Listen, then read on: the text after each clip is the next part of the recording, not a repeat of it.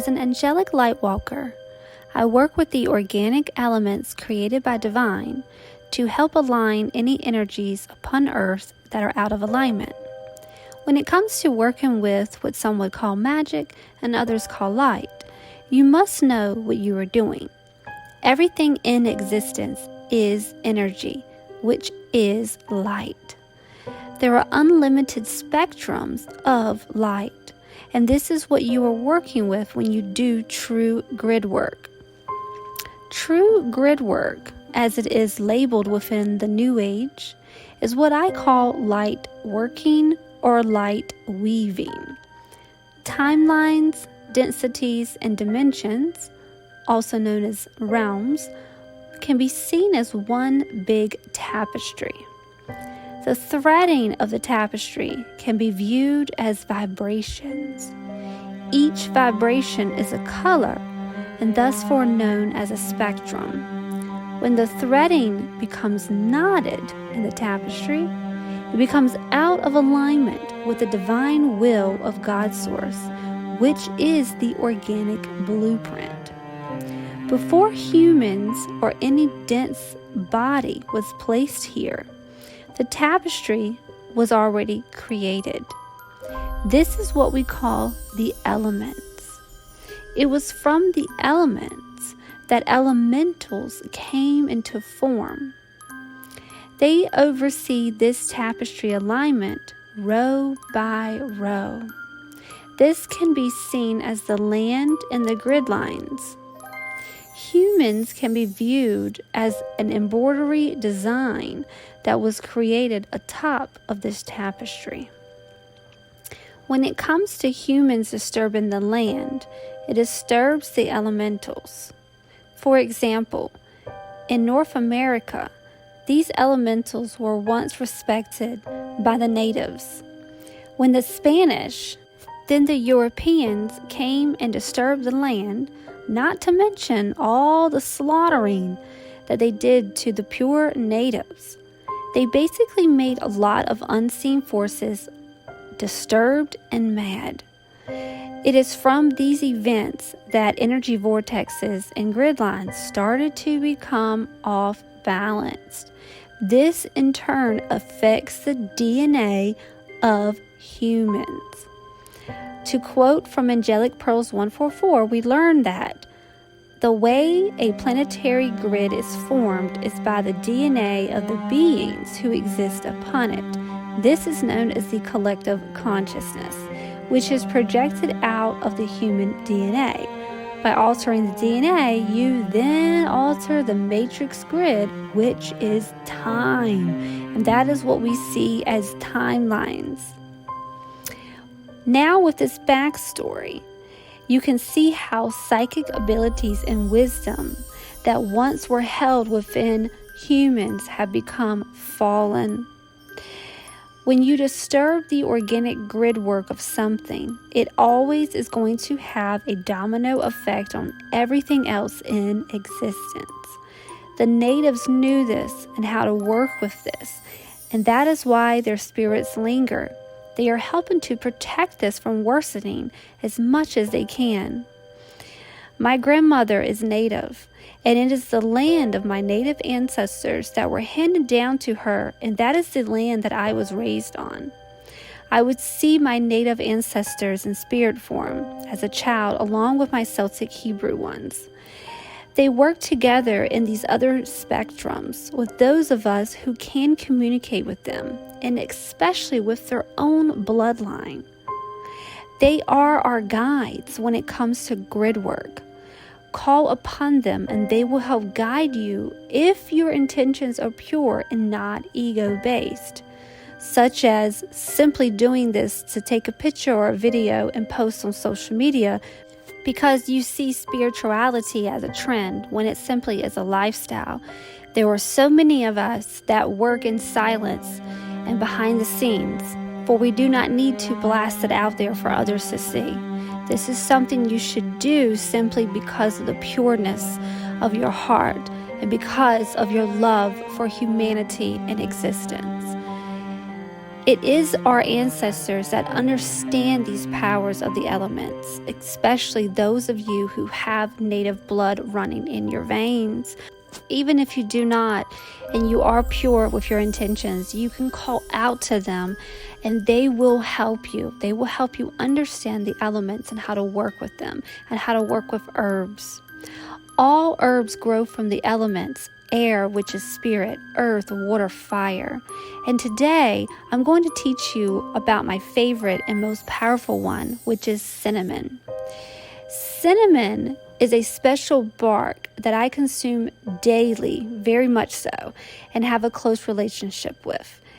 It has long been used by oracles, prophets, wise men, sages, gods and goddesses, priests and priestesses. We used it to burn in ancient temples such as in Egypt, Greece, the Himalayas, and much more. Cinnamon was used as a holy anointing oil in the sacred tabernacle by Moses. It was used during Egyptian mummification, and it's even said that Nero burned all of Rome's yearly supply of cinnamon as an offering when his wife passed away.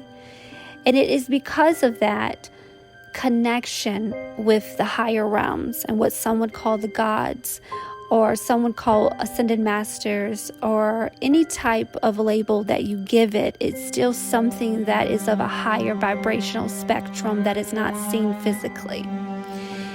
And it is that connection of cinnamon that is connected to fire, and it's connected to divine wisdom. This is something that our ancients knew. Cinnamon has long been used for this connection, for that divine wisdom, protection, and even fortune. For those who practice the dark magic, it is used for love and money spells because it has such a powerful vibrational makeup of its elixir. It is this powerful vibration that cinnamon is used for protection and cleansing and spiritual awakening, enhancement of your psychic abilities, especially your upper chakras, to get a deeper understanding on how you can use this for your spiritual awakening journey, to cleanse your land, to cleanse your home, to even give you psychic protection against those energetic vampires that people call, or to any type of protection of your aura. Please click the link below in the description box where I go over instructions on what you can do with cinnamon to work with it for protection and cleansing, as well as enhancing your spiritual awakening journey process. When it comes to some interesting facts about cinnamon, it is connected to the element fire.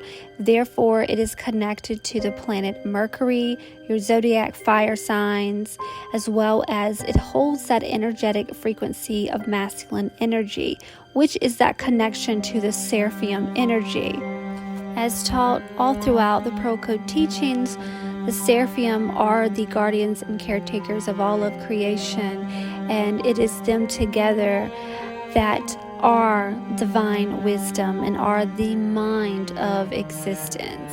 So connecting with the bark known as cinnamon and even grinding it up, you're going to be able to also have that connection with the seraphim energy through the vibrational spectrum that is emitted through the elements of cinnamon. When it comes to any type of light work, grid work, whatever label you want to use, whenever you're working with light itself, both that of the seen and the unseen, we must go back to the basics. We must go back to the core and understand all the layers of what we're using, all the layers of what we're doing. When it comes to working with this light and working with the grid of earth, always remember you do not need to physically go to a location. We're all connected, and everything that visually appears outside of you actually exists within you. So you do not need to get on a plane and go to a place in order to assist and give light, in order to assist with balancing the energy. You simply go within yourself, and that is where you can really do some of your grid work. When we're using physical items such as cinnamon and placing it in the corners of the land, that is something that, yes, you can do physically, but do not put pressure on yourself that you have to physically go and do these things, because just using the light that emits from your heart alone and your intention and bringing that into your vibrational field alone will then drip out of your earth star chakra and into the physical line that is underneath you. And for some of you who have crystals that are embedded underneath the ground that you currently reside upon, it gets absorbed within that, and it's through that process that it can then take your intention, and they can work with the elementals, and they work to shift and carry out your intention. That is the power that you have. That is the power of your thoughts, your mind, your spoken word. So that is how you really can work together with what you may not be consciously aware of. And that is how beautiful existence is. That is how beautiful light weaving is. And that is who you are. You are a beautiful web of light, all together, connected to everything. You're never alone, and you are always working with this light because it is within you.